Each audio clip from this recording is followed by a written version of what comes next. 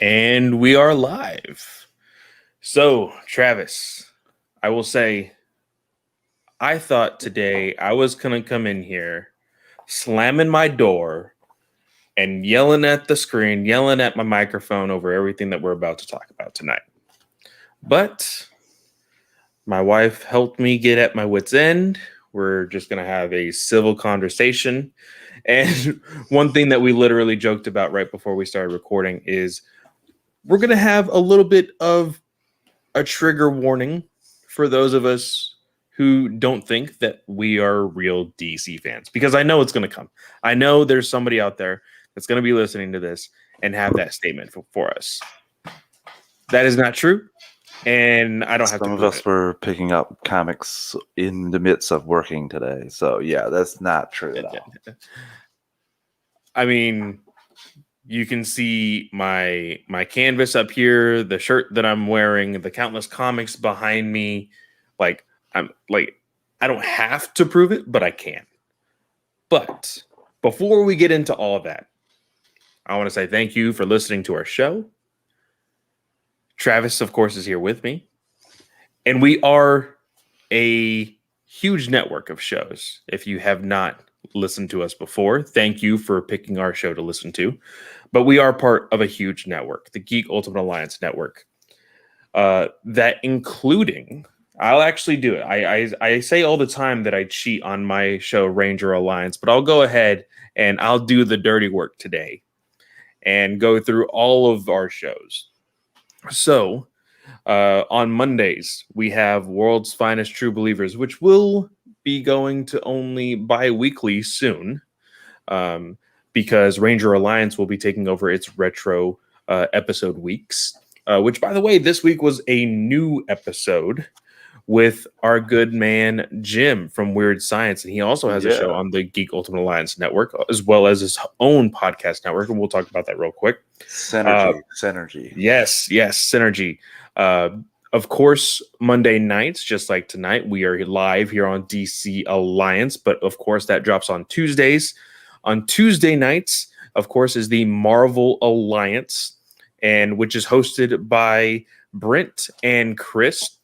Now, I will say there may be another guest appearance of Snell this week, reviewing that.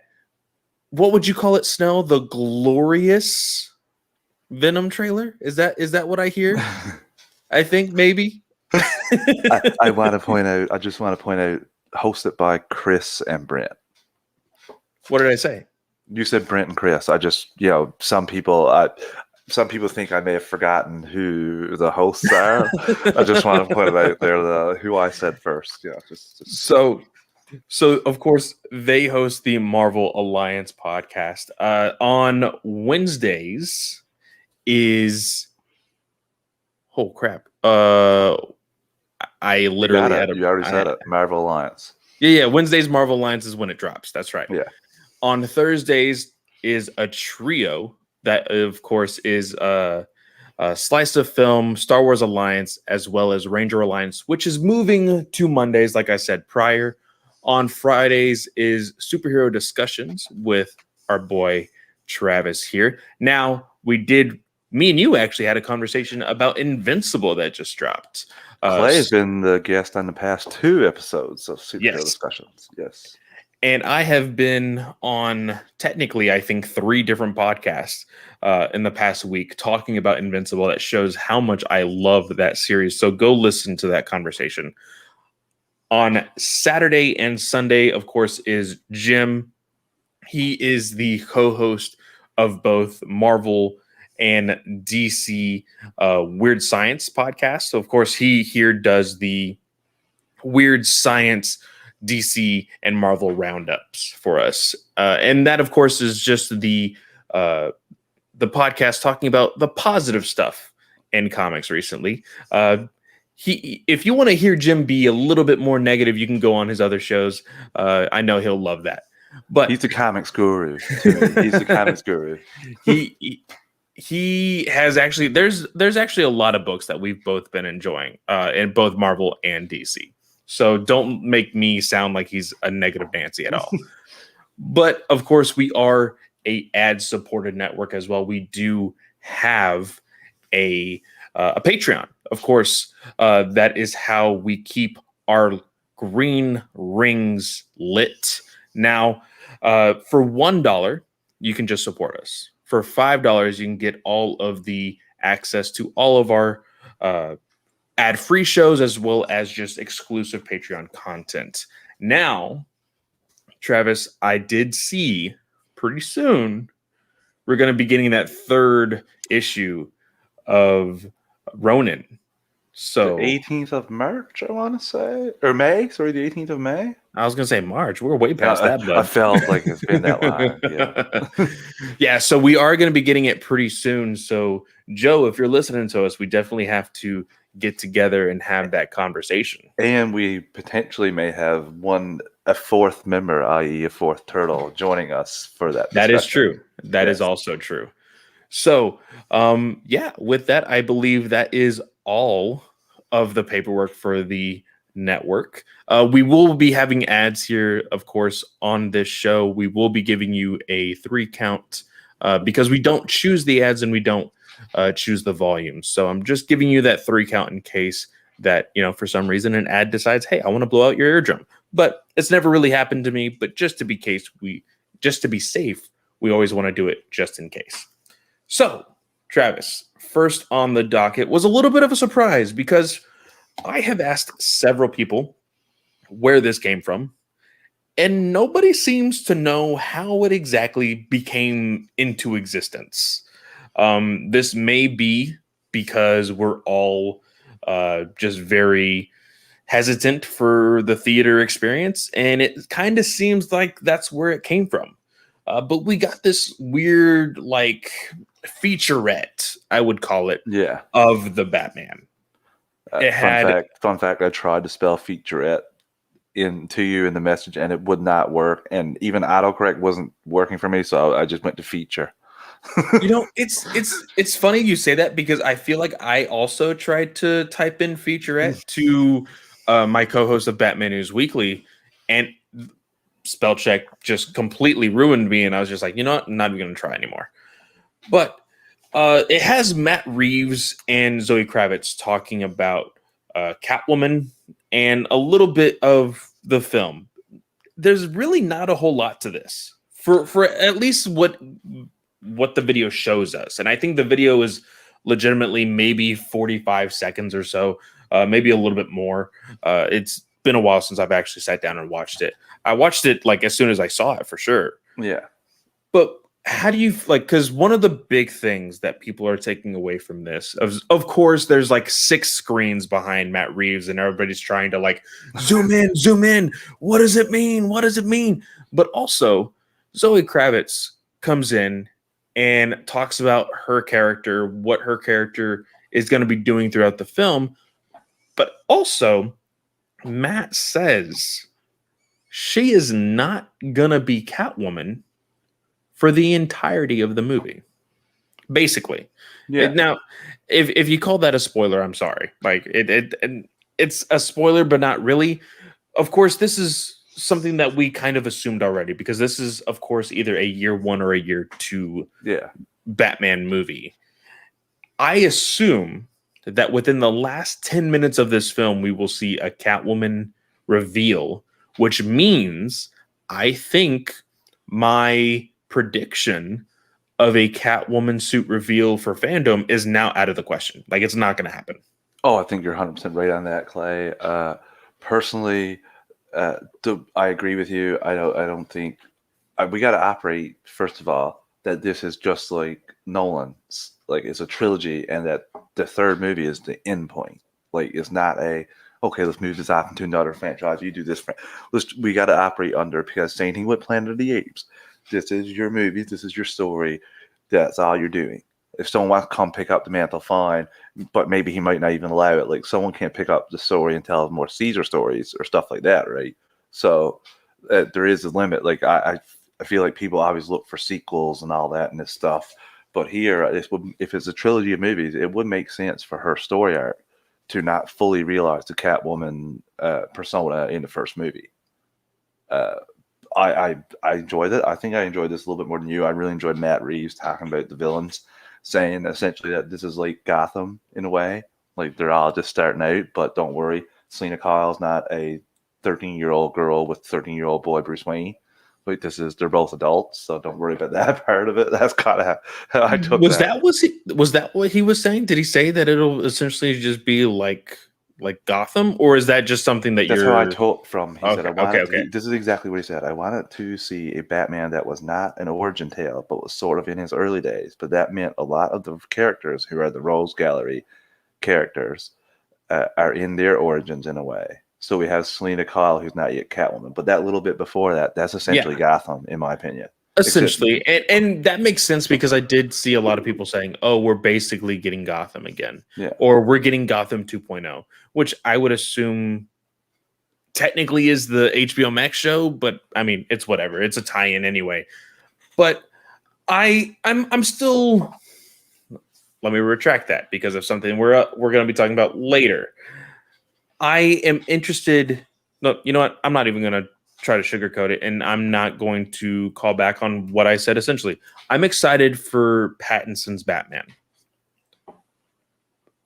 Fandom's trailer is. I'm not going to act like, oh, I retract everything I said because of the stuff that's been going on. That's not true. There are other movies that I'm not excited about. yeah. Matt Reeves' Batman, I'm excited about. I couldn't be more excited about Matt Reeves' Batman, and this heightened me a little bit. I think we were speculating before. I think this is just from like you going to a cinema before the movie, like 15 minutes before. I feel like Yeah. this is one of those things that advertises the Batman for a few people, Yeah, and yeah, yeah. I love It's it. Yeah. I can't remember the exact name for it, but big chains like Santikos or Cinemark and things like that, they have like the first 30 minutes before previews.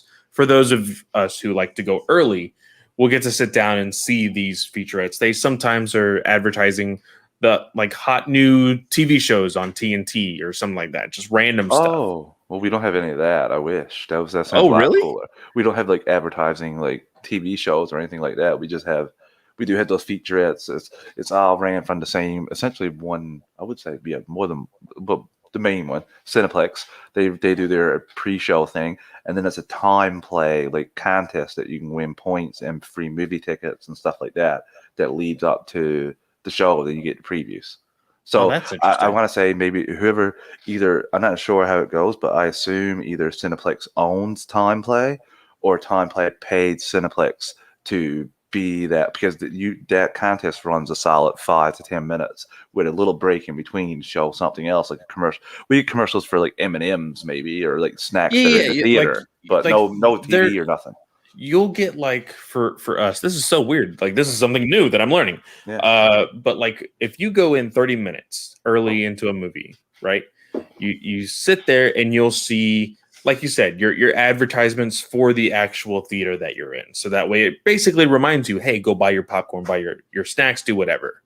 Then you'll get your basically whatever is the most popular commercial that has hit the internet recently Oh, that'll usually be thrown in there. You know, you'll see in advertisements like for like the M&M candy. You know, have yeah. you ever seen those commercials where they're Yeah. actually alive and it's funny or Oh yeah. whatever? You'll see those. Then you'll see again a featurette over a show. I don't know why it's always TNT for me, but it's always TNT whenever I go there. There's always a new show that they want to feature in these little previews, and they'll be like, "Hey, this is the next big thing." And it's like, okay, cool. That was something that we may want to get into, whatever. Then they'll do, hey, by the way, this movie is coming out, fairly soon, and there'll be behind the scenes footage of that and, doing random stuff. But that's interesting. I didn't know that that's how things went down up there in good old Canada. But Yeah. next in our lineup of things to talk about, what did we have? We had trying to look at our notes again. Titans season 3. Titans. I The have the look at picture. Arkham and Scarecrow, right? Yeah. Yeah. I have the picture. I'm going to try and share it now or share my screen. One of the two. Yeah, I'll share my screen. So this look here, because I also have it up. Uh, how do you feel? Can you Like see how? my screen? Yes, Okay. that Scarecrow is daunting. I know I joked in the chat about the Nightmare Before Christmas look of his face, but I love this, Clay. Like this is there is a I can't remember what part there is a I want to say in the New Adventures of Batman Robin. I think that's the scariest I've seen Scarecrow. There is a like they updated him and it was terrifying. And this is just like that. And from the set photos that we get as well, uh, it shows essentially that it's going to start season 3 is going to start or take place in Arkham. I will say this: I love the fact that he looks like a Scarecrow. Because one thing that became very popular, especially through the Arkham games, is that he didn't necessarily look like a scarecrow. No. He of course had the bag over his head, but then they added the hoodie. They added like all these different nuances to him, right? And he wasn't the traditional Batman the Animated Series scarecrow looking Yeah. guy, you know. Now here he doesn't have the red long sleeves and the black pants, but he looks like he could be substituted for like a legit scarecrow, which I'm okay with. So He looks like he belongs in a horror movie, Clay, and that's what you're yeah, going for here with Scarecrow. There are villains like same thing with Killer Croc. Like I want to look at Killer Croc and be terrified. Like I love Suicide Squad. Well, I don't love. I enjoy Suicide Squad. Love that. I threw that out there very, very casually. I enjoyed Suicide Squad, but I think that making Killer Croc funny is just an easy cop out. Whereas like you oh can yeah, make him terrifying as well. And if I wanted him, if he was matched up 1-on-1 with Batman, that's how I'd want to see him instead of the quippiness that we got from him in that movie. But same thing here. Scarecrow is terrifying. I want him to be terrifying. It's going to be very interesting. The Titans going up against him with his fear. I have a question. I was kind of hoping this wasn't the case. I didn't even really want to ask you because I'm afraid if it actually happens. Do you think that he's going to be the one that causes the crowbar so Robin style, but like a different, not crowbar, but just like cause the Robin situation? we briefly talked about this. I think it was off the air when we talked about it. Um, I'm not entirely sure, and the reason why is there's always, and this is what crushes the DCU fans or DC fans in general all the time, is we always have a little bit of hope, and it's always crushed. Yeah. So there's the very small inkling of hope that I have that like maybe whether it be very short or possibly not even shown on screen, which I would hate, that there's some Joker involvement with the evolution, or some could say de-evolution of a Robin to Red Hood, scenario. Yeah. But knowing how Titans usually goes into their characters and in stories and deaths, I could very much see Scarecrow being the one to mess up Jason so much that he becomes Red Hood. Yeah, and I wonder if it'll be through fear toxin causing an accident. I just really don't want it to be because Jason's left out and Yes, Mulkey, like the way and it showed him at the end of season 2. I was gonna say if they do the Scarecrow thing, I would accept that a lot Yes. more than we finding out Jason just had a little bit of an emo stage, and instead of dyeing his hair black and like painting his nails, he decides to go Red Hood. Like, I don't want that. I would much rather him get the ever living shit beat out of him, and then him turning into Red Hood. Yeah, I want to say too. I want to jump on this point because this is something that's kind of it bothers me sometimes, and it doesn't. It depends on how you handle it. Like with Batman Hush, the animated movie, I would not have cared at all. I would have respected the decision they made to change the origin of a certain villain. But they touted the whole build-up of the movie as this is a direct adaptation of Batman Hush. It was in the featurette. That's all they're talking about. This comic is so much drawn, so much to put in here. I don't respect that as much because it seems like you were trying to draw me in, and this has happened a lot of times with DC, whether it be a DC CW show like The Flash with Flashpoint or Supergirl with The Elite. You make me think, oh, you're going to go into this, and then no, you're just using that to sucker me in. So yes. I don't want this to happen here with Titans. I want them to, like, I will respect him. While I prefer the Joker to come in and straight up crowbar Jason Todd, I will respect their decision because they've already point blank said that's not what they're going to do. I will respect their decision to make a change. They got to get me in story wise, but I will respect that more than telling me you're going to do a adaptation of Red Hood and just keep saying that but not saying anything else, making me believe that, oh, Joker must show up because they've already showed him in season 1 of this show. Like, he was dead, but they showed him. So I would expect that. But now you've already prefaced it with me. So this is different than Batman Hush. You've already told me you're not going to do it the way I'm expecting. So expect something different. So I'm okay with them trying something like Scarecrow being the cause of it. But like Clay said, I will have a problem if it's just because he doesn't have any friends. They kept some stuff from it, and he, like, I mean, you work for Batman, dude. You don't think Batman doesn't keep things from people and manipulate people? Like, I mean, like, come on, like, that's like, what are we doing here? Now, I will say this. I will stop you there because the whole point of the Titans, and you heard this from Dick, you heard this from Garth, you heard this from everybody, was that they were trying to be different from what they even thought the Justice League was because of Batman's involvement. They know how manipulative that Batman can be at times. Dick doesn't want to be that way, but essentially he usually becomes that person.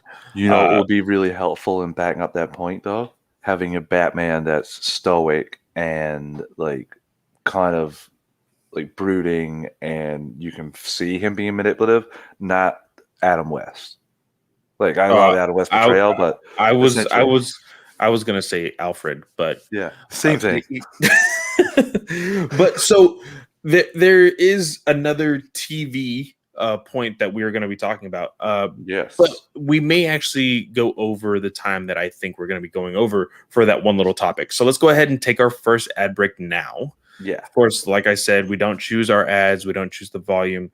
I am going to do a 3 count right now, and then we will talk about the Flash TV series. Ready? 3, 2, 1. And we are back. So, the Flash. We got 2 reveals, really. One reveal of a costume suit and one news/reveal of cast members leaving the show. Let's go ahead and do the first one. Good news first, bad news second. Yeah, we'll do it that way. So we're getting Impulse. Yeah, very comic accurate by the costume look. Very comic accurate. Now, when we first got news that this was going to be, in fact, Grant Gustin's Flash Barry's son instead of grandson in the show, I was a little hesitant, to be completely honest. Impulse, the 90s comic run, has like 90 something issues or close to it, 70 to 90 issues. I have all but like 3 issues. I'm almost complete on that run. Whoa. Impulse is one of my favorite speedsters. So what did you think about him in Young Justice? I really enjoyed him in Young Justice. I love the very quippy, the very, like, because he always thinks, or he always acts before he thinks. And that's usually something that goes along with speedsters because they move so fast. But the way they portrayed him in Young Justice is fine. I love it. Here, seeing that suit and just seeing him alongside both Barry and Nora. Yeah. Which she is coming back, which confuses the ever-living hell out of me. Now, again, I've not seen any of this season, so I don't know what in the world has happened. But the last time I saw Nora, she literally dissipated into existence, like out of existence. Like she shouldn't be alive. To your point in saying all that, there's two Crisis excuses, is a thing. but the other thing is because of Crisis, you can look at the finale of Arrow. How many people were brought back from the dead? That's true. That's the thing that you could go on that I probably assume will be explained. Like Spectre just changed it back to where it was before. Yeah. That's how I will take it. But now that's an easy, convenient excuse. But Clay, I gotta say, as somebody who's been very down on this season, I haven't watched the last 2 episodes. Brent has told me that they're a lot better than the first 5. But the mecha vibe stuff really sucked me out of the season. Like I just was so frustrated with that whole storyline. But seeing this reinvigorated me to the point where I'm going to watch those 2 episodes after we're done this podcast because I just love it. I really enjoyed Nora, the character. I loved her, like in that season. That was probably her and Thime were the best parts of that season to me, season 5. And I really got emotional when she did disappear. Like that got me, that hit me. And seeing her, and it'll be very interesting if I'm assuming her and Barrett are brother and sister. So I think that adds a new dynamic, seeing them go back and forth. And I just really can't wait to see Barry see that not only is Nora alive, but that she has and a brother. the next question is: will Nora remember Barry, or will I'm going to assume that Barry will remember. Oh yeah, Nora, because he hasn't stopped. He's touched on it multiple times since that happened in season 5. So it's going to be very interesting if Nora doesn't remember him.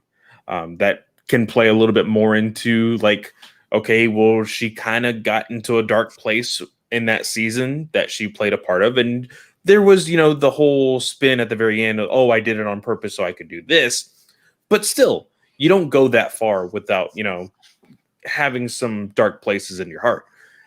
But having Impulse there and them essentially being brother and sister, or if they want to play off of Wally West's kids and them possibly be twins, like that'll be interesting, And also, what's super interesting to me is will Nora's personality change at all? Because in this timeline now, she's grown up with a brother, whereas the previous time we saw her, she was the only child, and she had to go through alone of losing her dad. She doesn't even lose her dad now because he doesn't vanish in the Crisis. That doesn't happen. So I'm super curious. This is one of those things that, like, you can see my face like light up a little bit compared to the previous few weeks when we've talked about DCCW. And now I will play devil's advocate and say it all depends on the writing. Oh my God, which is not a very good thing. And I will forever love Zack Snyder's Justice League for when they were breaking down the plan and they talked to Barry and they're like, Barry will do it. And they look at Barry, he's like, with the power of love. And they're like, Barry, he's like, with a supercharged electrical force. So I just like that they poked fun at, because this show, to me, I'm okay with it every once in a while, but you can't use the power of love to defeat every enemy at the end of every season. Like I can't handle it anymore. Restart the Speed Force. That you're just like beating a dead horse at this point. But this, like, if you have to make nonsensical comic book mumbo jumbo to make a season end, do it. I won't question it at that point. But if you just say, hey, Barry did it because he thought really hard, I'm sorry, not going to work for me. He not at very all. Hard. I mean, how can you love anymore or express love anymore than when like Savitar killed Iris? Like, what are we doing here? Like this, you go to it once or twice, but you don't go to the well over and over again. Like using that to restart the Speed Force, baloney, yeah, Clay, baloney. You haven't watched this season yet, but that's how they restart the Speed Force, baloney, just baloney. So. But this gets me pumped. This excites me so. And apologies if anyone's enjoyed the season so far. Like apologies, like more power to you. I'm glad you have. It excites you, but here's something that doesn't excite me. Tom Cavanaugh and oh shoot, did I forget his real name? Carlos Valdez. Yeah. I knew it started with a V. Are leaving the show after this season. Now, apparently, they aren't getting killed off. They will stay alive, which, I mean, Thanks, Eric Wallace. Thanks. Technically opens the door for them to make a comeback if need be. But after 7 seasons, do you want to come back to a I mean, they may be willing to come back for one episode next season, which will be their season or their series finale. Like, yeah, I don't see this show moving too far after these two leave. We're putting out a poll after this show. I'm going to put out a poll asking if you think The Flash will go on past season 8 with this recent news, because I'm in full agreement with Clay here. I think that they're dead man walking on a green mile. And I just recently listened to Fans Without Borders, our Geek Ultimate Alliance co-host Brent and his co-host Ray on that show talked about this very briefly. And although Brent made a point to say that, like, when you lose core members of the show that have been there since the start, it's always a big blow to the show. I 100% agree with you. I don't see, like, for me personally, the big hits for that show for me, the reasons why I want to watch that show is Cisco, Barry, and Wells. Those are the 3 people that I want to watch, because for me personally, I always want, like, the Eobard Thawne Wells to come back. I always want him to come back. It's always a little inkling of me to, like, remember, we as DC fans, we always have that hope, and it always gets just destroyed. So I always want that. Cisco in his nerdy self, he's the guy in the chair. He always brings the humor, being able to name every villain or every hero, whatever. It was the quirky thing of the show, and I loved it. And of course, there's Barry Allen, the star of the show. If you have a tripod and you kick 2 legs out from under whatever you are holding with that tripod, is that going to be staying up for very long? No, not at all. No, it is not. And I'm not going to go as harsh, and I know they didn't mean it to be harsh whatsoever. I'm just poking fun. But I'm not going to say, if Panabaker were to leave, it wouldn't be a blow, or wouldn't be as harsh as a blow. I think it would still be a pretty big blow, because she's been there since the beginning. She is a core member of that show. But these two, man, the chemistry that they have, and the behind the scenes videos and pictures and everything else, they have chemistry offset as well. So it's going to be a very hard thing for the show. And I genuinely, I will say this, if season 8 is the last, it means I can catch up a lot sooner, because it's going to be ending soon. So I can catch up really, really soon. But I thought, and people can hate me for this idea if they want, but if that's the case, if they leave and then you have Grant Gustin being like, I don't know if I can do this. I want to leave the show. But of course, CW knows The Flash is, or at least used to be, one of their hottest shows on the CW. I would immediately make the show about Wally West. That's what you would have to do. It's because Wally West. So Clay, no, it is. No, you can't do it. You can't do it, because you could, but you got to remember he's already been cast, and Keenan Lonsdale wants no part of starring in his own Flash show. Has he said that? He's left. He wants to pursue other things, including singing and modeling. He That He's is come true. back. He has done a little bit of that. So I don't think Now, that you're going to get him back for a full show. Now you might be able to with Impulse's appearance and no excess. now Maybe you can transition that way. would you hate it so much if they recasted Wally West? I don't know if I think he might have too many appearances. Like this isn't a roadie thing where it's one off. I don't know. Well, not necessarily. I would say I would not dare CW or WB or anybody affiliated with this show to be like, hey, we're gonna go back to the original white redheaded Wally West. No, you would have to be a freaking idiot. But I'm saying recast Wally because everybody knows, especially us as individuals who grew up on the Justice League animated series, Barry Allen was non-existent. Wally West was for a majority of people who grew up in the 90s, Wally West was their Flash. He was mine. So why not do it? I just think it's logistically it's going to be hard. You have to recast, like you said, but I think I'm going to be honest with you. You can't, Clay. It's time to take old Yeller out back. It's time. I'm just saying this so that way you could possibly beat a dead horse. That's honestly what I'm saying. Because you're not wrong. You're not wrong. You're right. Because it's the flagship show. It's the flagship show. So they love their CW TV or their DC TV or whatever. Okay. I gotta crack my hands because I'm going in hot now. Because first of all, preface this, I'm not a DC CW hater.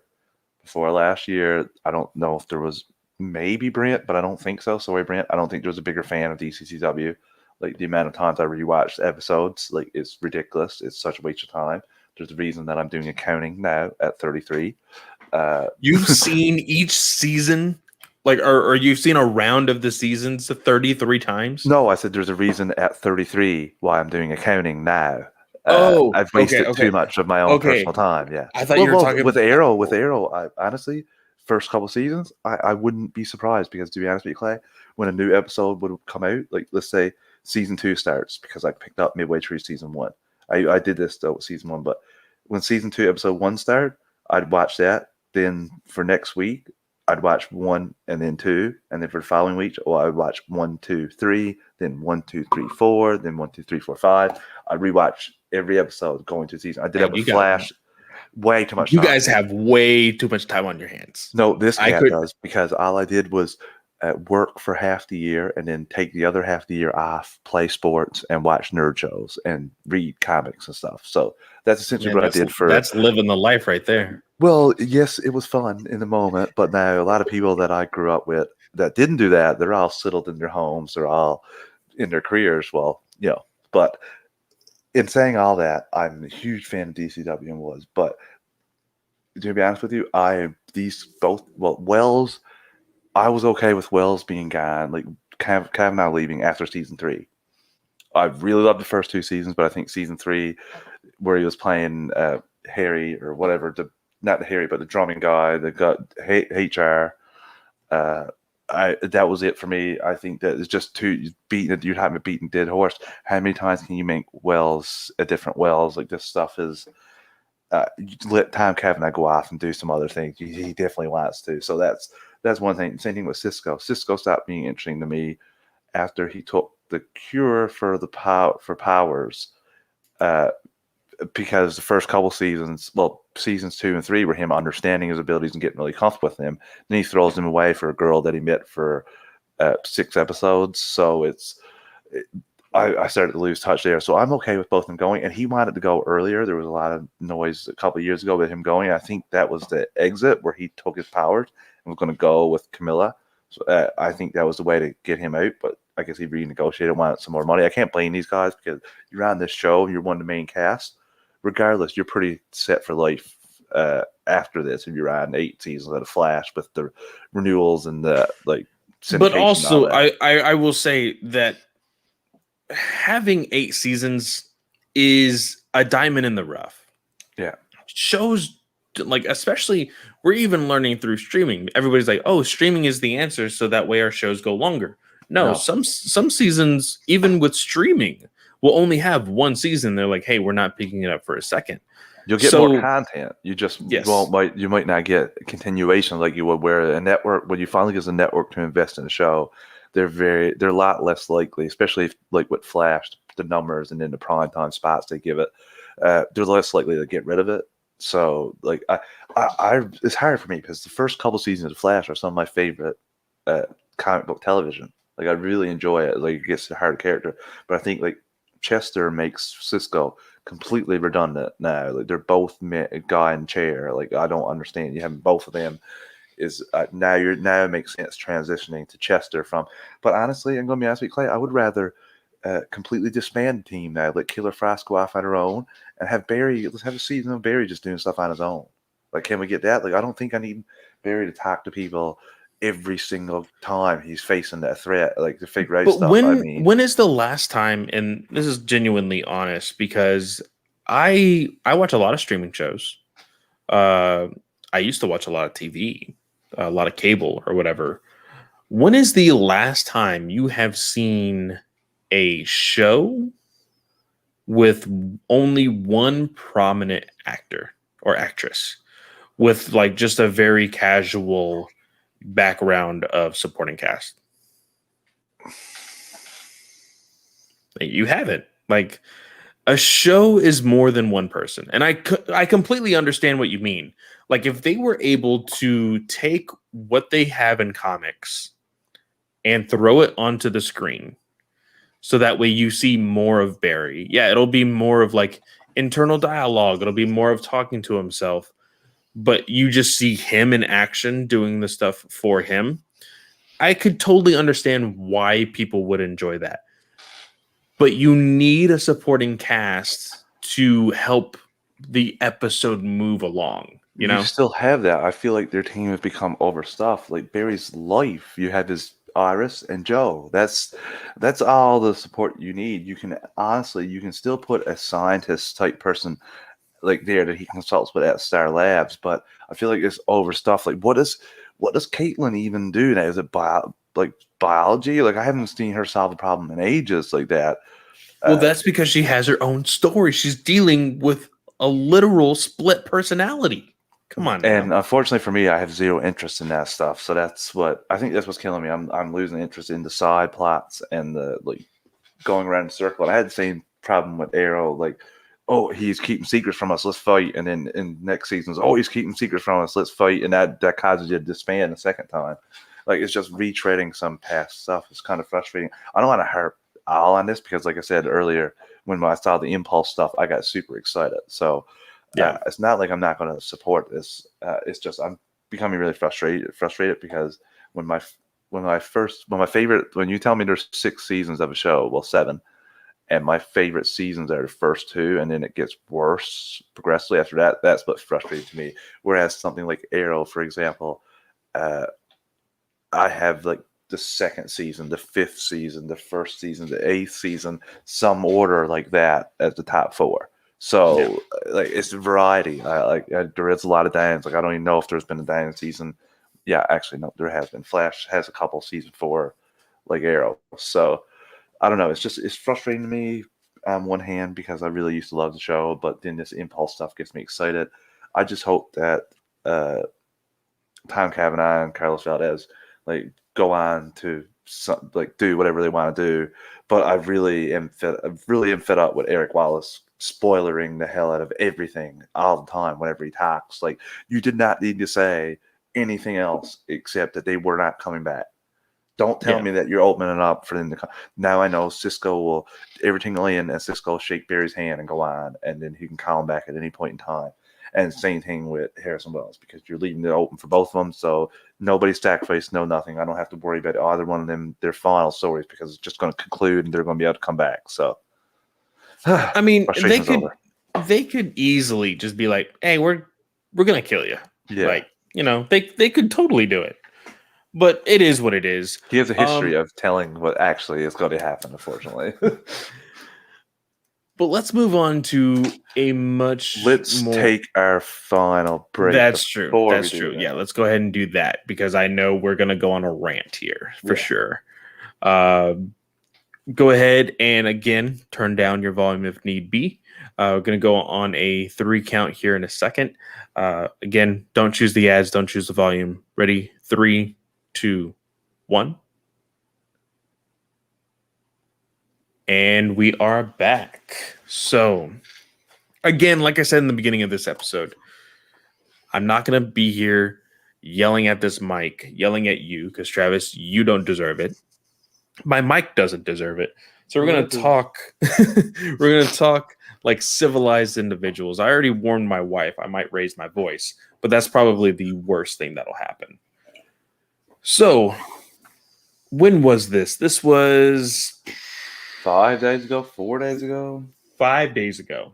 5 days ago, we got news that WB is still in the works of this Black Superman movie. But we got a little bit more details. Details including that it'll feature Kal-El. Now, I've heard more than one person try to use the excuse of, oh, well, maybe the journalist didn't, wasn't really informed of this, that, and the other. There was a typo. There was no hyphen. There was a hyphen. Blah, blah, blah, blah, blah. Here's the thing. For a studio that wants to be Marvel, for a studio that is chasing after Marvel's money, if a journalist and a whole bunch of trades mess up on your news, on what you, quote unquote, think is going to be a huge success for you, would you want to correct them? Yes, very much so. Okay, that's what I thought. So, we are going to be seeing a Black Clark Kent. That is not why I am upset about this story. Because, you know what? They said that this story is going to be a timepiece, and it'll be right alongside possibly what we see as the Batman and the Joker and all of that other stuff. Essentially an Elseworld story. An Elseworld story. Fine. Show me that Elseworld story. The problem that I have is that WB, once again, using this as a smokescreen, as basically, here's, I'm not going to sugarcoat this. I've been trying to word this differently for the past 5 days. And I don't want to. I don't want to change the way I had originally said this. Do I have to beep? Do I have to make the beep noise? Okay. No, you don't. You don't. The way WB has made this decision is algorithms. They see that early in 2020, Black Lives Matter was trending. They see, oh, Black-owned restaurants are getting more business. Oh, Black creators are seeing their content, are having their merch bought. Hey, you know what? I think we could really make a good dollar off of this. And don't come at me saying, oh, Black Panther did the same thing. BS. And I'll tell you why. Black Panther made a movie that was empowering to the Black community. That from the start rose the Black community up as saying, hey, this is going to be the first Black superhero in Marvel. Can I just say one thing, Clay, that I just want to point out here? That Black Panther was not chasing Black Panther money. They were, obviously, a movie wants to make money and be successful, but they were also cognizant of how much this movie meant to the community. Yes, and exactly. And that's what I was getting at. That was really frustrating for me. Yeah. And the only way you're chasing after Black Panther's money is if you were debuting your first Black superhero. You already did that. Yep. And not only did you already do that, you already did it, chopped his movie up. You threw it to the point where you're like, hey, well, not only that, you threatened his career and are gaslighting him currently. You can't chase money that you've already thrown away, that you've already flushed down the drain. So Linux W says there's nothing in Clark's character that says that he has to be white. He's an alien and was created by immigrants to represent immigrants. If he was made today, he would be black or brown. You're 100% right. Yes, which is yes. why I'm not angry at that. Why I'm angry is because WB doesn't care about the story. Yeah. WB doesn't care about making the black community want this movie. No, they don't care about that. They're seeing people of color as a dollar sign and only a dollar sign. They could give 2 Fs about the story. Oh yeah, never gonna story. Yeah, sure, whatever. Do whatever you can. There's Superman, Clay. There's 2 options in Superman lore of Val-Zod and Calvin Ellis. And my goodness. that's the other thing. That's the other thing. You have Val-Zod. You have Calvin Ellis. They said, hey, those Supermen aren't good enough. They were originally black, and they're not good enough. We know that our Superman, our white Superman, was already popular. And I think black people will appreciate it a lot more if we just turned him black. That's what WB is saying. Yeah. They are ignorant. They are racist. And I will not support them. I've had this conversation with my wife. I've had this conversation with our group chat. And I know, me personally, my dollar is not going to do a thing to WB. But I'm also like, I'm not going to my mother-in-law and saying, hey, I know you hate me because of my skin color, but I'm still going to support you. Like, no, I do not talk to her because she said that she doesn't like me because of my last name. So I'm not gonna do the same thing for WB. See, I gotta say, Linux here. How do we know that they don't care about the story? We haven't seen the story, and they are hiring black people. We're not saying that. The writer, he may care about the story. He definitely probably does. Same thing with the director. These people are using this just to make money, because you had so many other characters, black characters, that you could prop up, like Jon Stewart, Henry Irons. And like I said, the 2 Supermans. There's so many more Vixen. There's like, I could go on and on with the characters, but they don't like build them up. And they have, like you were talking about, Clay, they have Cyborg there. And we're not saying like you are entitled to a second chance, but you're not getting a second chance from me until you come out and apologize. Not when a person of color comes and says he has a terrible experience and it hasn't been dealt with right, for you to put out a fake Frosty story about Jason Momoa becoming being in a Frosty Snowman movie. He had zero involvement with, had zero intention of being, and he posted how messed up it was. So they are completely tone deaf. The power to be at top. Like now, when you put out like their stories and the variety story with Ann Sarnoff, when you put out those pieces, you are tone deaf. We're not saying that Andy Muschietti's tone deaf. We're not saying Matt Reeves. Exactly. I'm not saying J.J. Abrams is tone deaf. No, I'm not saying Coates is tone deaf. No. Coates, I personally do not like his writing. Yeah. I personally don't. Now, there's a lot of people that thrive over his Black Panther story. The only Black Panther story that I have read was a part of the Fresh Start back in 2018. And the first 15 issues were basically if Black Panther was a star in Star Wars. Like that's all it was. Is he was Luke Skywalker and freaking, I can't remember the villain's name, was basically Darth Vader. Like that's the story that Coates wrote. And it was the DCU didn't flop too. I just want to point that out. WB's in tough as it DCU flopped. Aquaman made $1 billion. Wonder Woman was amazing. Like had big legs. So and you can hate on A Man of Steel and BVS, but both of those were. I'm just going to say this. As well. Linux is here just to throw everything against of what we're saying, and I'm not going to be here to argue. No, that was the last. So I'm saying this. The people that are in the movie. Same thing was with Andy Muschietti with the Flash movie. Sasha Kaye. I knew Sasha Kaye because me and my grandmother, I used to sit down and watch Days of Our Lives, and I can't remember the other soap opera, but those are her jam. Like, she watches those every single day.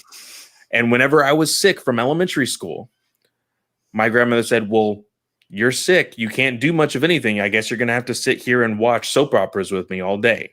I couldn't go outside and play because I was sick, and I screwed myself over faking that I was sick, thinking I could do whatever I want at home. No, my grandmother made sure that I sat there and did nothing. I got to know those characters. And every now and again, I will ask her, hey, what's going on in this show? And she'll tell me about it. I will support Sasha and whatever she wants to be in afterward. Yeah. I will still watch whatever movie comes to HBO Max. So if she's Supergirl in The Flash, I will see her in The Flash. I'm not giving them my hard-earned money because they are bigots. I'm just not doing it. That is my decision. And for me, that is final. That I am drawing the line. Now, we said this before we started recording. Well, how do we know if they are going to be genuine? If they could, have a second chance? Their second chance comes when they aren't reactionary. WB is a very reactionary studio. Whenever it comes to reviews, whenever it comes to actors calling them out on their BS, they're reactionary. That's how they do things. When I see that a genuine casting is not a reaction for them to try to sweep something under the rug, that is when I will see. Because you can tell. Any individual can tell, oh, this is a response for this, or this is a response for this. No. When they have a genuine casting of a person of color and they say, hey, this is going to be our next such and such, I can say, okay, this is their first step. Right now, there is no first step. Like this with is Blue all Beetle, reactionary. for example. Blue Beetle, See, for example. That seems so like something that's been well thought out and planned. That is something control. That is something that I still am on the fence for, because just like every other movie or TV show that has been announced for DC, it is so far off into the distance that with any reaction that DC has, or sorry, not DC, WB has, it can be wiped off the table. I will not believe that is there to stay until I see set photos.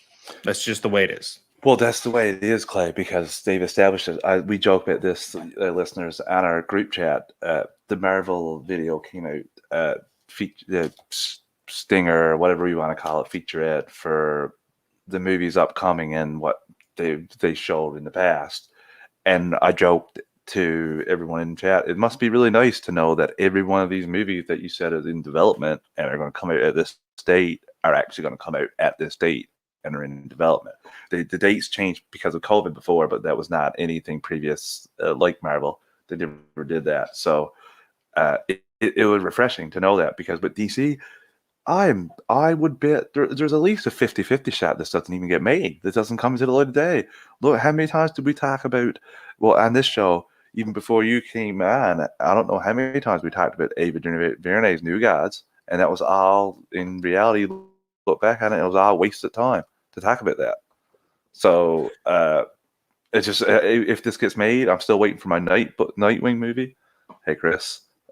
Yeah, like Nightwing was one movie that I was dying to see, and not just because, like, here's a reason. Now, the multiverse theory of the way they were going to be throwing their films out was decided after Nightwing was already like thrown off the table.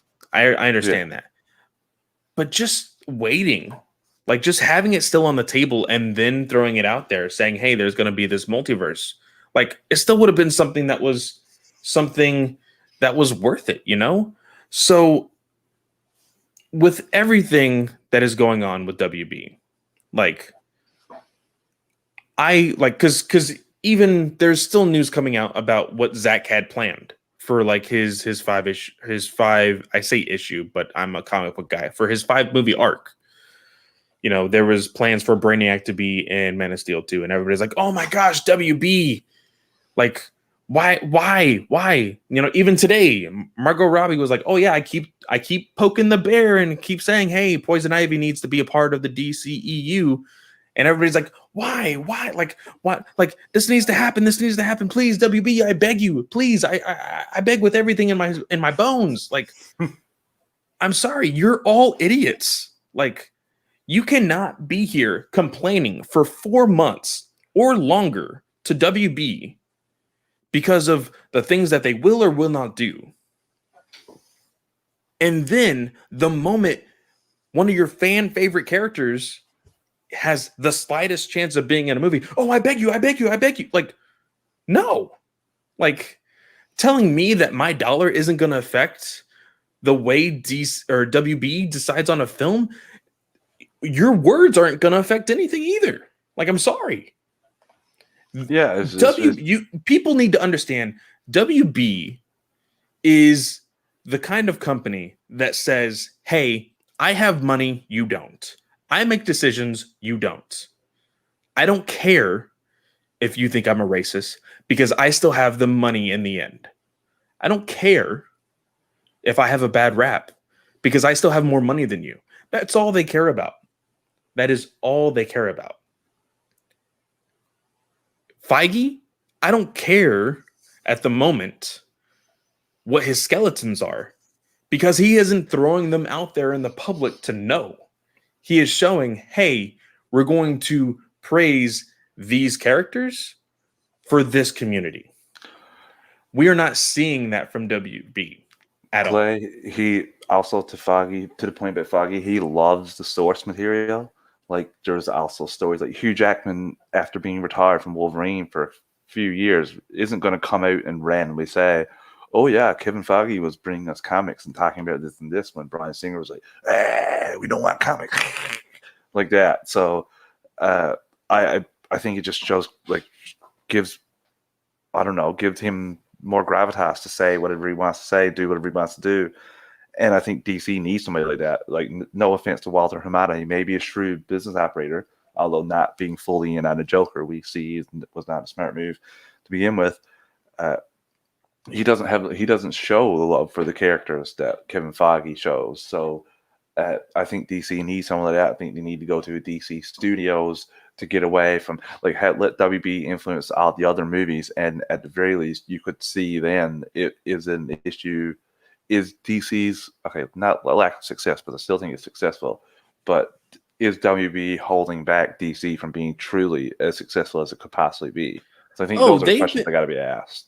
Even before, I think before like the DCEU became anything, I think there was still there's still potential all the time for what DC could have been.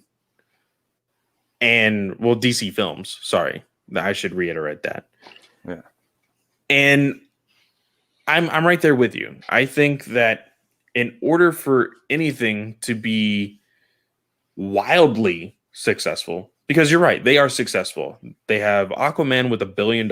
They have Joker with $1 billion, which WB didn't want to make, by the way. And now they're screaming, "Oh, Joker 2, Joker 2." I just think that's funny. Even WB didn't want to make it, Clay.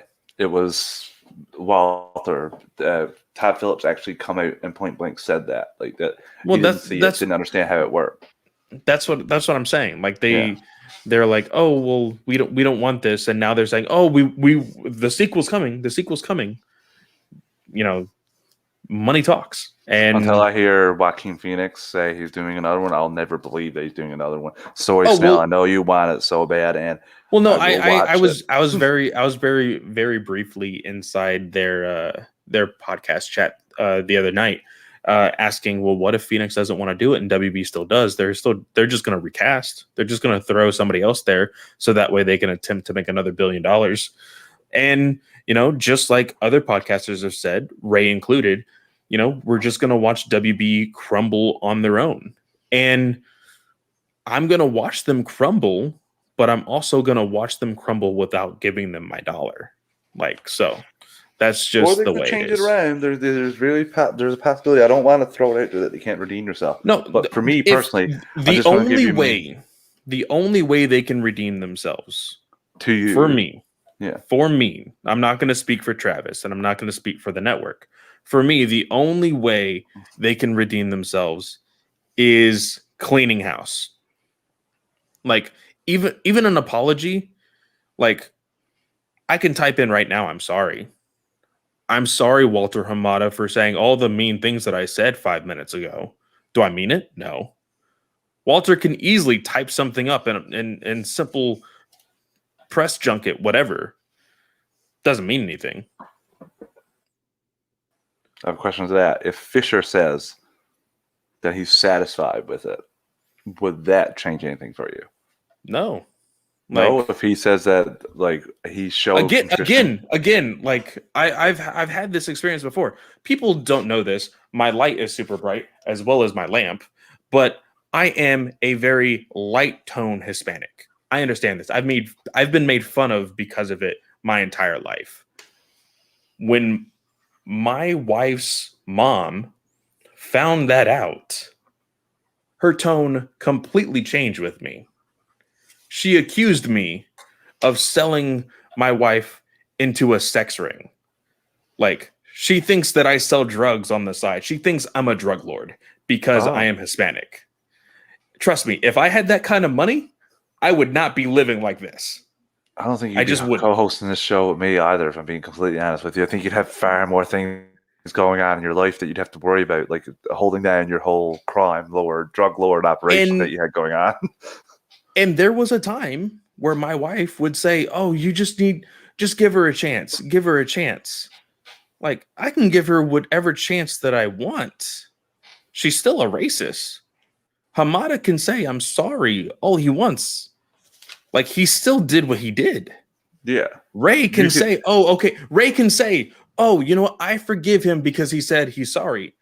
But the actions are still there. but that's what I mean, Clay. If he says he's sorry, then take steps to, let's say, like, Step down, walk away.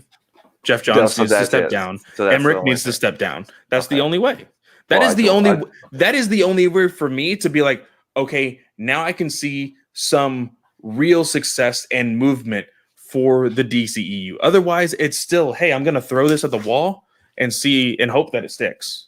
That didn't hit the wall, And listeners. no, it didn't, because that's what WB does. They throw stuff that doesn't stick, and they're like, "Oh, it's gonna stick, I swear. Let me. Oh, this is paper. If I just like wet it with my tongue. Oh wait, what if I use tacky? Oh wait, no, hold on. What if I use super glue? Oh wait, duct tape isn't working. Oh, that is what WB does. They have a full layout of thousands of characters that very easily work together and can make something very coherent. And WB is so idiotic that they don't know what they have. They do not know how to take care of the characters that they are in possession of, because they think two things: Batman sells and Batman makes money. Oh, well, hold on. Three things.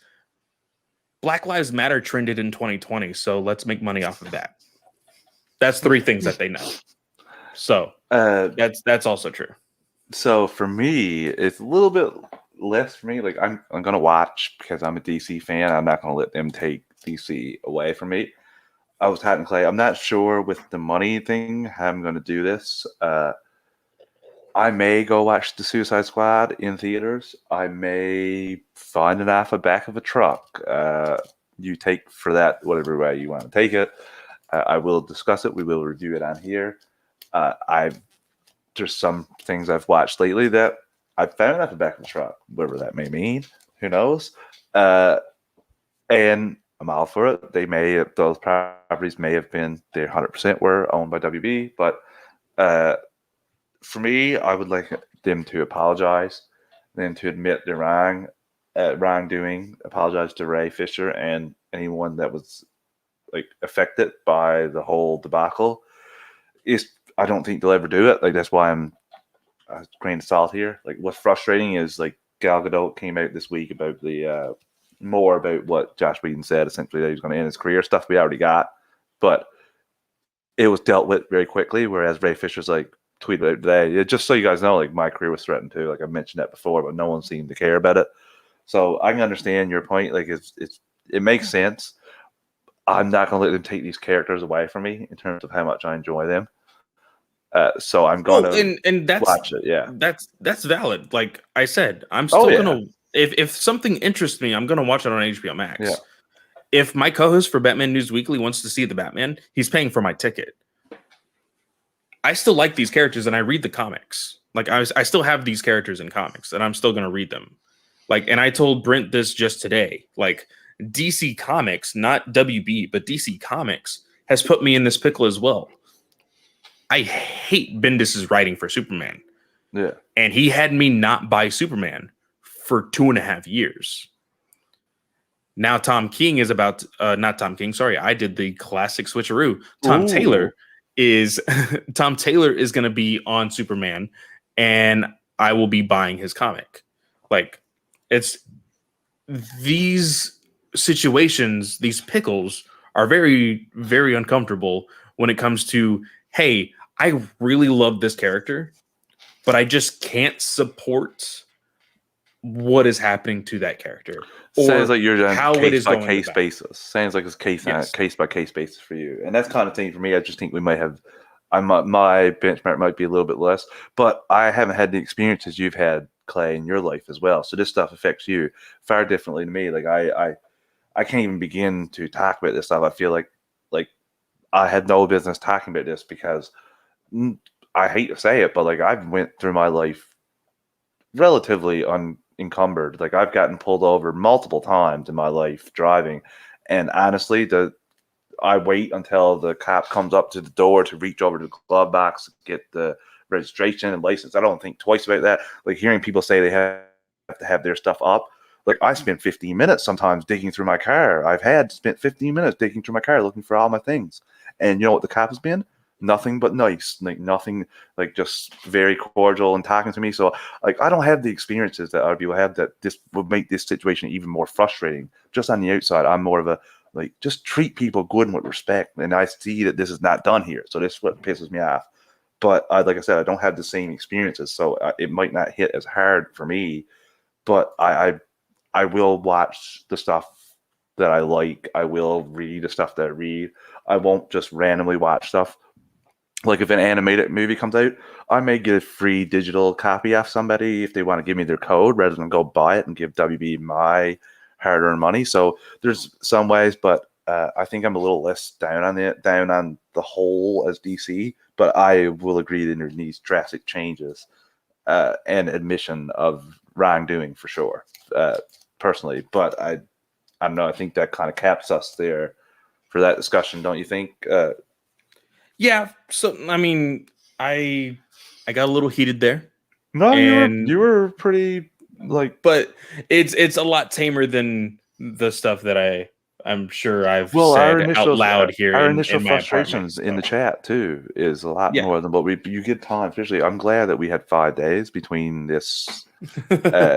If this dropped, like, if this dropped today. If this dropped in like, even if we were doing this and it dropped in our chat, I feel like this is the kind of story that me and you would stop and just start talking about and be very frustrated about. So this kind of give us a little bit of time.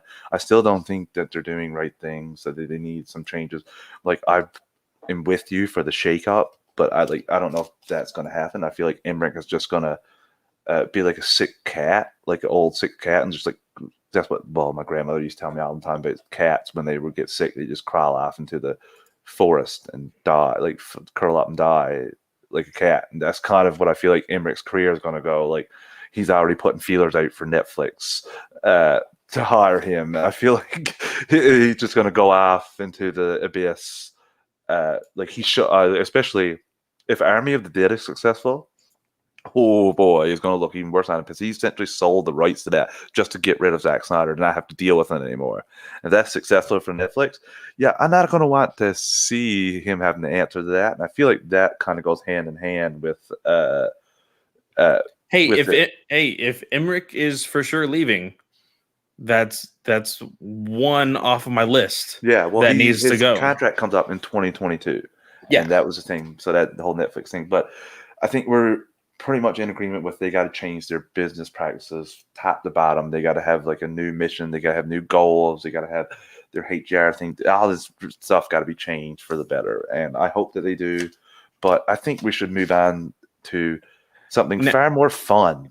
yes, Far more before fun. we do that though, last episode, my co-host for Ranger Alliance left us a question about Ooh. if we could recast any older DC movie, who would we do it with, and all of that. My answer was Steel, but I couldn't think of an actor. I cheated and thought about it all week. Oh, So Morris Chestnut would be my Steel. If you don't know him, he was he got really popular, of course, around that era with what was that movie? like Boys in Mike. the Boys in the Hood. Boys in the Hood. He was also in Kick-Ass 2, Under Siege, Anacondas was another 90s. Was he in Just Like Mike? was I he don't in know if Like Mike? have you even seen that with the little bow wow. Yeah, Little Bow Wow. Was that him? I think it might have been. I think it was. I think that's one of the only things I've ever seen him in. That's No, I don't. hilarious. Was Yeah, that it was him? too. Yeah, it was. I just checked it. Yeah, Yeah. So yes. So he would have been my Steel, my John Henry Irons. Um, that's a good casting.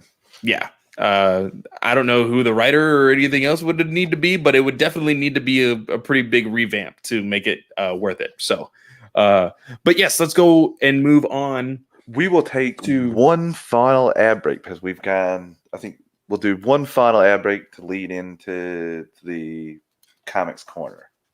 Yes. Okay, so listeners, quick 3 count. Watch it with the volume. We don't get to pick it, and we'll be back shortly. 3, 2, 1. And we're back. Okay, Clay, I am super excited about this. Listeners, I own this. You voted for this. Batman 66 meets Wonder Woman 77. Now I did say, hey, that's 12 issues, so it's going to take us 12 weeks. But then I realized that this is actually a digital first series, which means that the comic was actually downgraded as far as the amount of pages in the format that it was in.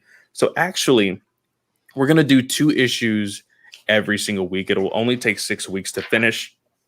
We're going to be talking about issue 1 and issue 2 tonight. So I'm actually, for those of you still watching the live stream with us right now, I actually have it up right now. Batman 66 meets Wonder Woman 77.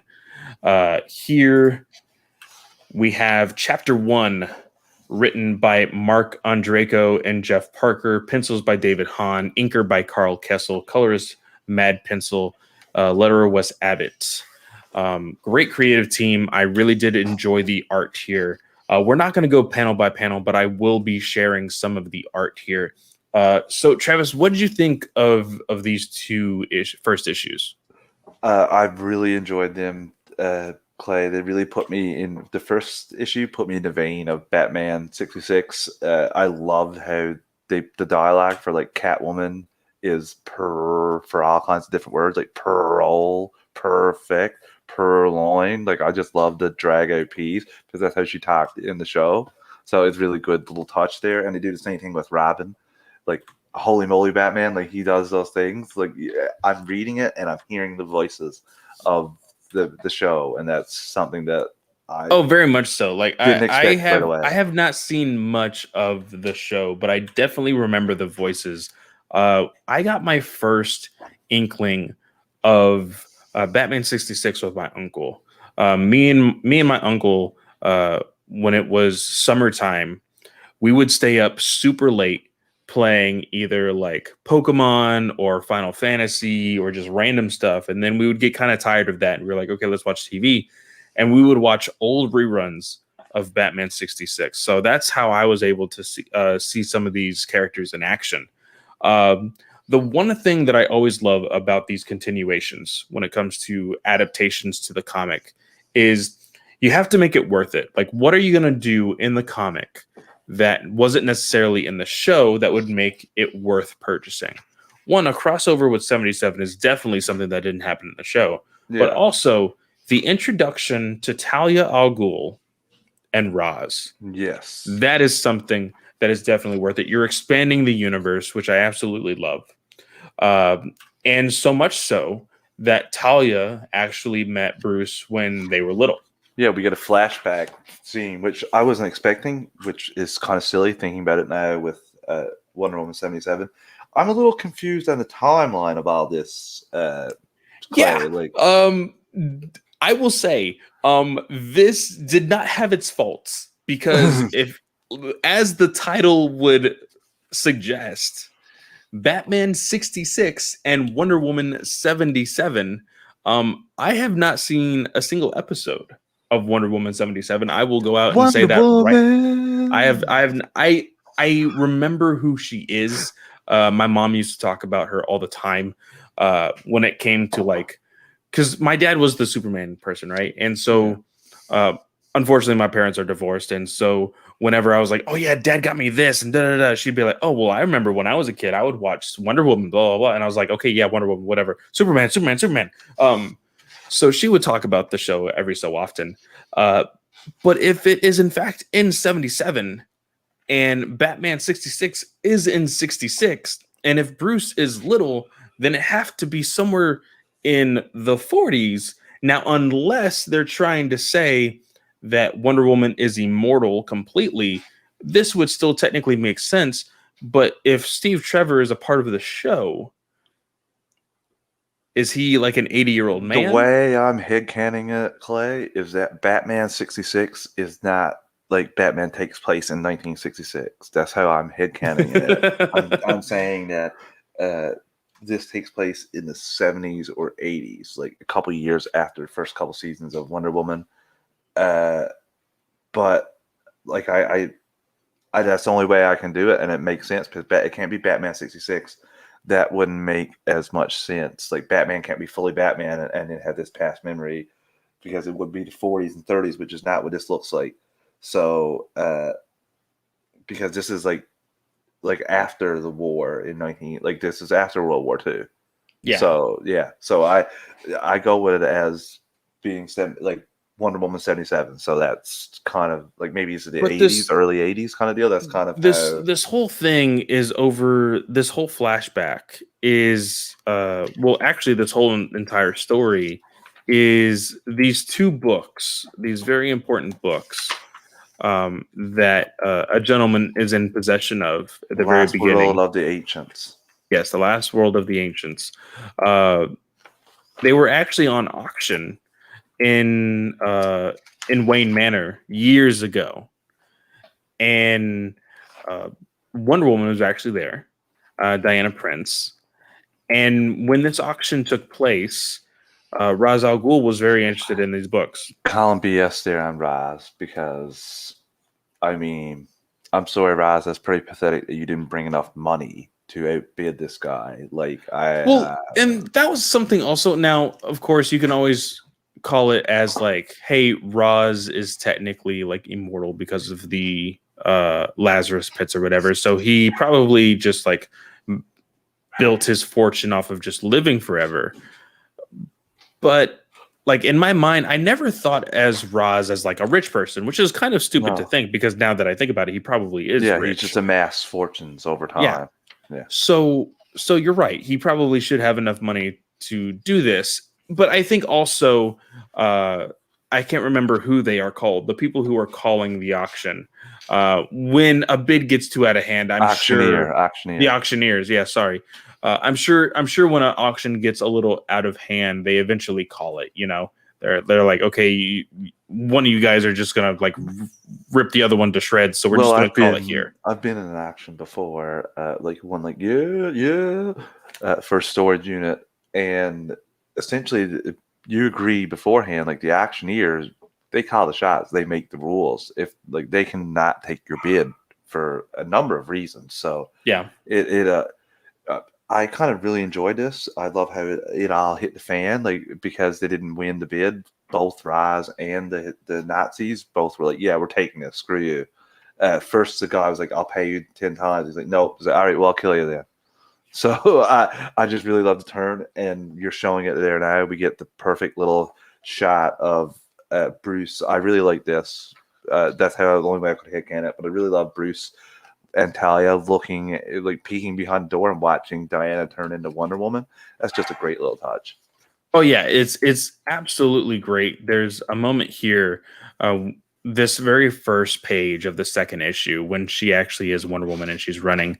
I absolutely love it. This is action packed, but like I said, it's not without its faults. And the reason why is some of the panel progression. And I'm sorry if I'm getting a little too picky. Like I said before, I have four other podcasts that I review comics, and this is just what I do. So there is some panel progression that doesn't necessarily make sense. So there's a moment where Talia and Bruce get this gentleman that is running away from Roz's soldiers and these Nazis, and they're going through a secret passageway in Wayne Manor, right? And all of a sudden, some Nazis crash through the wall to try to get these books. And out of nowhere, this brick just is thrown by who knows who, but it hits this Nazi. And next thing you know, Bruce and Talia are running. We have no idea where the brick is coming from. It's a little funny. But like I said, it's not without its faults. I couldn't find do we say where it came from? No, it doesn't. You just see a brick fly out of nowhere. We can assume that it's from Bruce, but it could have definitely been from Talia because from Diana. It could have been from Diana, exactly. Mm-hmm. It could have been from anybody, but we see. Well, it couldn't be from Diana because Diana was with the Waynes and the other soldiers. Yeah, that she was taking out. But who? But then later, when they go into the maze, you see like Diana using her bracelets. They, of course, needed to have that in the book itself because that's a very iconic thing for Wonder Woman to do. But there's a moment here where like random Nazis are just shooting at the kids. Yeah, and they just talk about it. Yeah, a little commentary right there. Yeah, I find that really silly. But then Wonder Woman's there. Yeah. And then somehow Talia and Bruce are separated. And then Bruce is with Roz at the very end. So it's very like it is moving at a very quick pace because they have to. I understand that. But because of it, it does lack. Go back one panel, Clay.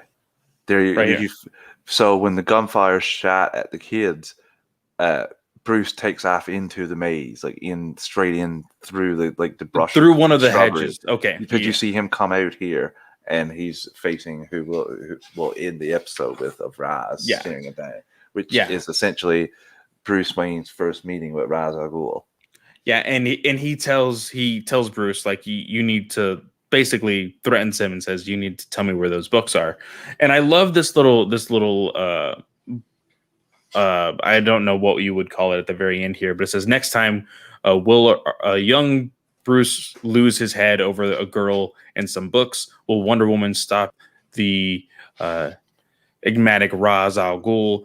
Tune in next issue for the conclusion of The War at Home. And I hear that in my head as the old school radio. 100%. Like, and it's just one of those little nuances that I actually really appreciate.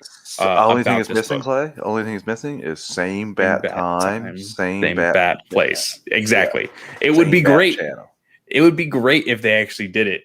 But I'm makes sure. Sense why, it makes sense why they wouldn't. Yeah. But pretty cool little final shot there in the book after this chapter of that is actually the cover page for the next two issues. So that's why it shows it as the Yeah. cover in your trade.